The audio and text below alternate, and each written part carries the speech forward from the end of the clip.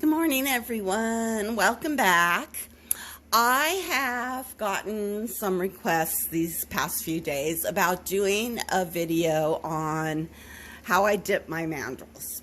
So I started preparing my outline for how to dip mandrels, and of course, in the process of researching what I want to say, I figured there's a lot more to say than just how to dip your mandrels. So this little class today is going to be all about mandrels and bead release and prepping those mandrels. So as you guys probably know, mandrels come in all different diameters. They are usually made out of stainless steel. I don't know if it's 304 stainless steel or 316 stainless steel, but it's stainless steel.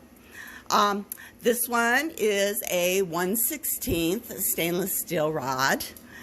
This one is a 3/32. I think this is a 5/32.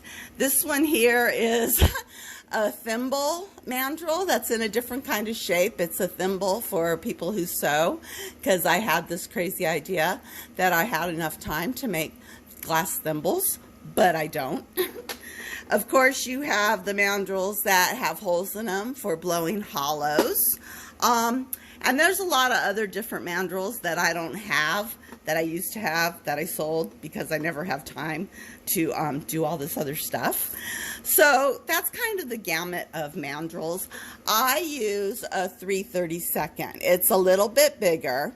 And if you are just starting out and you're a brand new lamp worker, I would say get this one, the 3/32, because you need to learn how to spin your mandrel properly. And there is a video on that I made for you guys.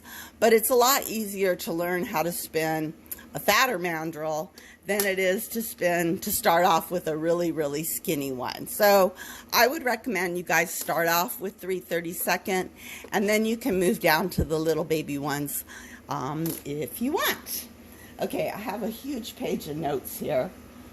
Okay, so where do you get these mandrels? These are actually welding rods, and you can go to any welding shop and get these as a 3-foot rod.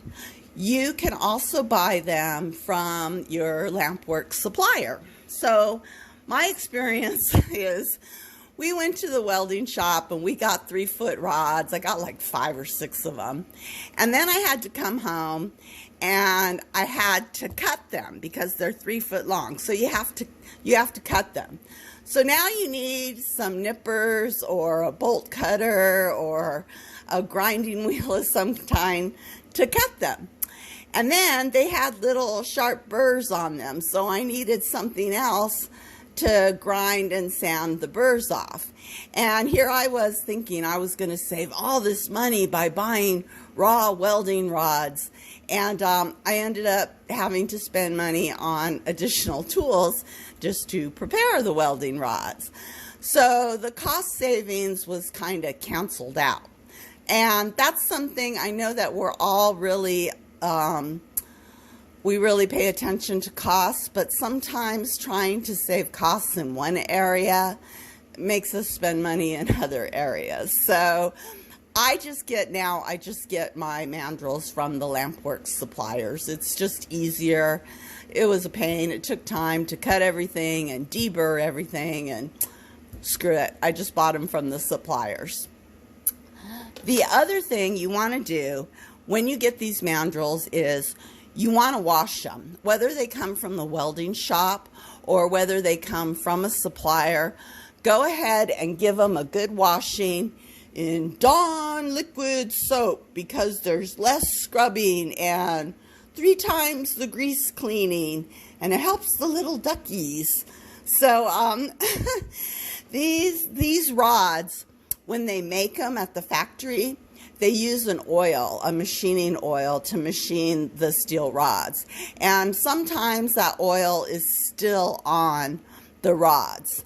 And if you leave that oil on the rod and you just go right away and you dip it in your bead release, that bead release is going to crack. So you want to clean your rods really, really good. Again, whether they come from the suppliers or whether you get them at the welding shop, hot soapy water, a good sponge, scrub down, dry them off on a towel, and then you gotta rough them up. When you first get your rods, they look like this. They're all pretty and shiny and slick and smooth, and you don't want that. You want this. Now this is a mandrel, and it's all it's not bumpy, but it's just roughed up so the bead release sticks to it. So the very, very, very first time that you use a mandrel, you want to rough it up. And I just have a little piece of sandpaper. I just wrap it around and go ahead and rough it up. I also, I have nails. I used to have nails. So an emery board, you know, just give it a good roughing. And then you can just get a towel and just wipe the dust off. And then that way you got your little scratches and little pits, and the bead release will stick to it better. Now, you don't have to do this every single time you use a mandrel. Just do it the first time until you get it in the flame and it's roughed up like that. So, yeah, I think that's it. Did I get everything? Oh, okay. So the last thing is quantity. I buy a lot of mandrels because sometimes my beads, they stick a little bit, especially the big beads.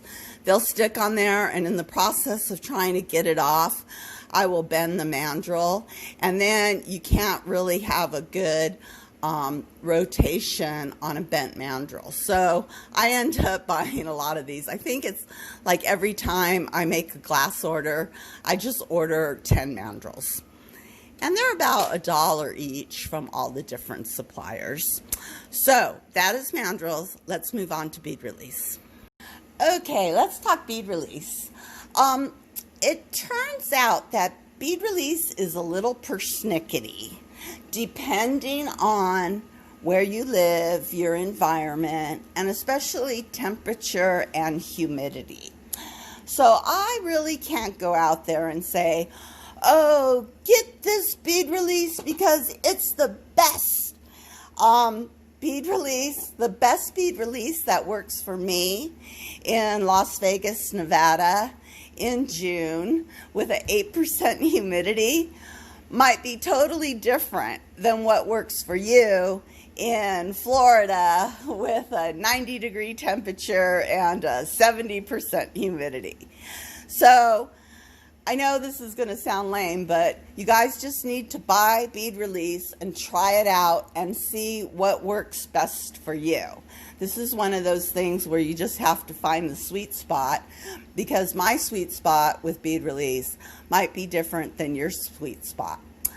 Another thing that you might want to keep in mind is that you might use different bead release in the winter than you use in the summer. So I haven't found that yet to be, but Las Vegas, we don't have gigantic weather swings. Yes, it gets cold in the winter, but not like Michigan cold. So you might find that all of a sudden you're using one type of bead release and then the weather changes and you got to switch to something else. The last thing to take into consideration is you may use a different type of bead release depending on the bead you make. For instance, if you're going to make a really, really skinny disc bead, a real skinny one, you may want a stronger bead release because you have less surface area attaching to that mandrel. So you may want a super sludge or something that has a really strong surface tension, holding power, whatever you want to call it. If you make really long tube beads or barrel beads, you might not want to use super sludge, because I tried it making a long bead. I couldn't get the bead off the mandrel. So take that into consideration as well. The type of beads you make will help you decide which bead release to use. Let me see. Oh, okay. So Bead Release, I buy it from the suppliers because I really like this ABR imaging bead release. Now, there are on the internet lots of recipes on how you can make your own bead release. It's a bunch of different clays, kaolin, let's see, what's the name of it? Diatomaceous earth, aluminum hydrate, etc., etc. Different ratios of each one, different, distilled water. You need to calcine your aluminum hydrate, which means you have to actually kiln cure the powder. I just buy it. It's easier. And everything I read from people who make their own is that it's a real science experiment. You have to super follow the recipe. I don't follow recipes. Ask my husband. So for me, it's just easier to pay the money and to buy the commercial bead release. Okay, so when you first buy your bead release, it's going to come to you and it's going to be kind of separated like that. All the clay is at the bottom and there's a bunch of water that's gone to the top. The first thing I always do is drop a bead in there, and then I do get a mandrel. Sometimes it's really stuck. Start to stir. I poke holes in that clay so that the water will get down there where the dried out clay, it's not dried out, but you know what I mean. It's not well mixed. It's not homogeneous.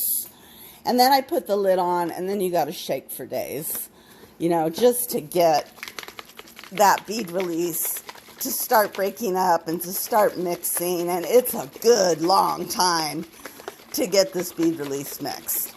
Okay, that's enough. This is the one I always use, so I'm going to show you. Now, people say, how do you like your bead release? It should be like pancake batter. Well, yeah, kind of, sort of pancake batter. Again, it depends. Sometimes I want a thinner bead release because I'll do 2 coatings. Sometimes I want a thicker bead release. So, again, it's all dependent on what you feel comfortable with.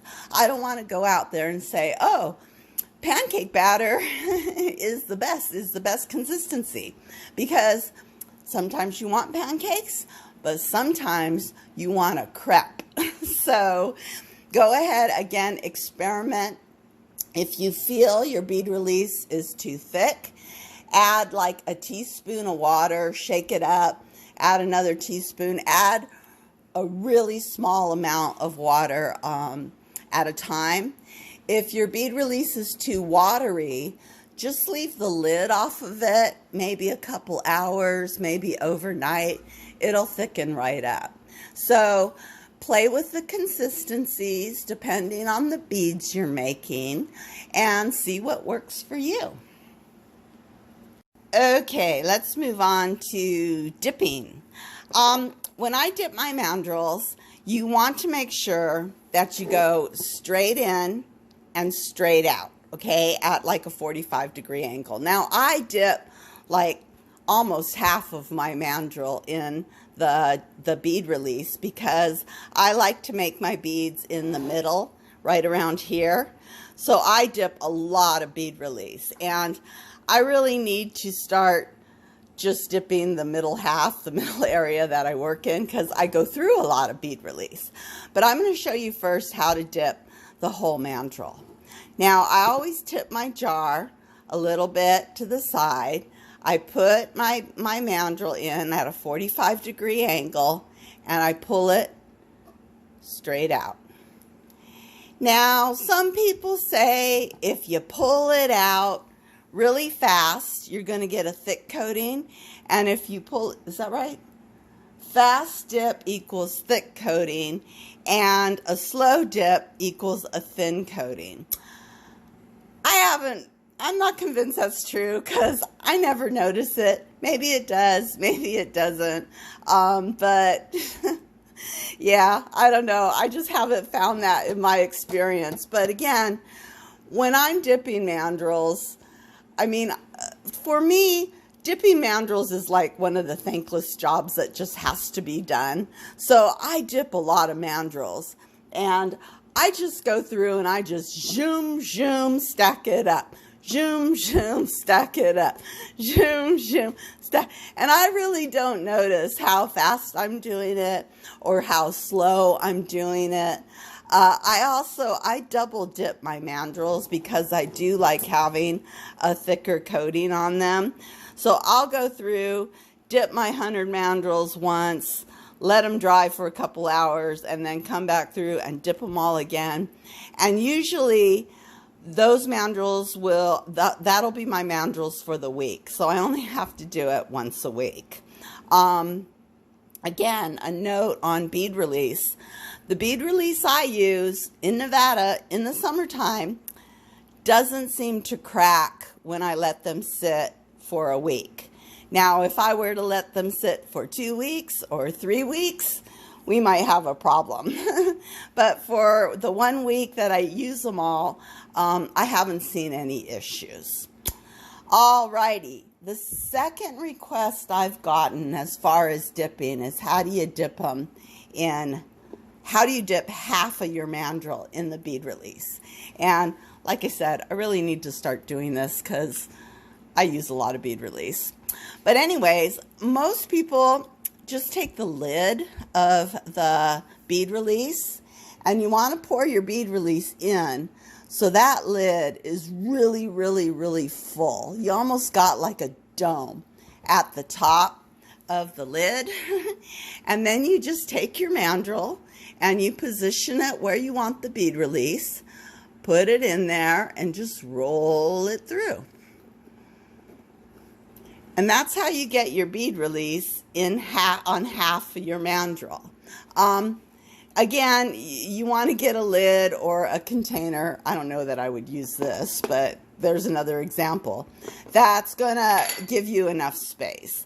Like some people who make the little tiny spacer beads, they want the whole mandrel coated because they make multiple spacer beads on the same mandrel.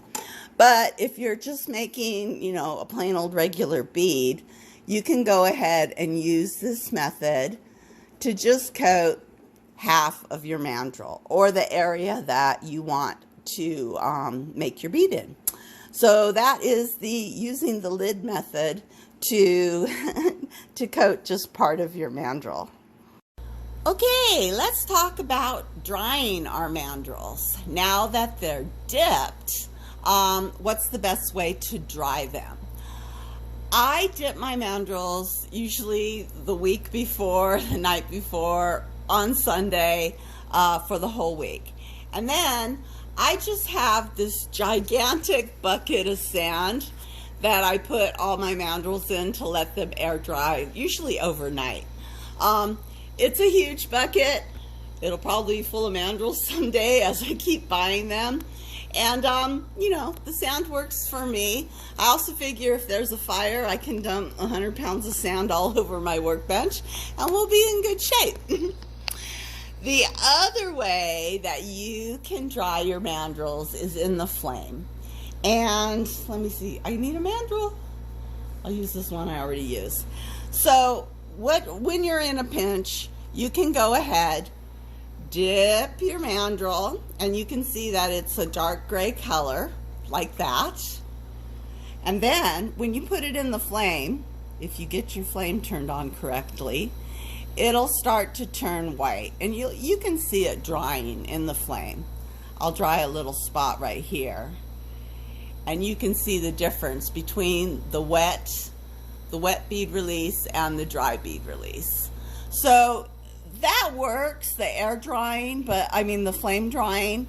But one problem I have is it seems like flame drying, like the bead release cracks more easily than if you just let it air dry. So if you can, go ahead and let your mandrels air dry instead of flame dry. Let's see, what else do I need to talk about? Oh, okay. So we got our mandrels in the bucket. They've air dried overnight. the last thing I want to talk to you guys about is preparing your mandrel to accept glass. Now, just like a glass rod, this bead release will crack if you dump it in a super hot flame right away. So you want to slowly heat your mandrel up, just like you slowly heat your rods up. So start at the back end of the flame, dunk it in and out a few times, move that mandrel forward a little bit, continue dunking until you can get a glowy red on that mandrel. And when it starts to glow like that, then you know it's ready to receive glass. Because I think I did this once before. If you have hot glass like this and you try to put it on a cold mandrel, it's not going to stick. So you need to have a really hot mandrel so the glass will stick. But you want to get that mandrel hot really slowly, not just dunk it in the super hot flame, because then you'll have cracks. And if you don't know you'll have cracks, you'll find out when you try to remove the bead, because it won't come off. And then you got to stick your mandrels in the planter box and tell everyone, oh yeah, I planned it like that. Okay, that's the lecture on heating up the mandrels. I think I covered it all, you guys. Let me know if you have any questions. That's mandrels, that's bead release. Don't be bummed out if the first jar of bead release you buy doesn't quite work for you. There's a lot of really good bead releases out there. It seems like every glass manufacturer has their own brand or their own line. So try them out and have fun. I'll see you next time.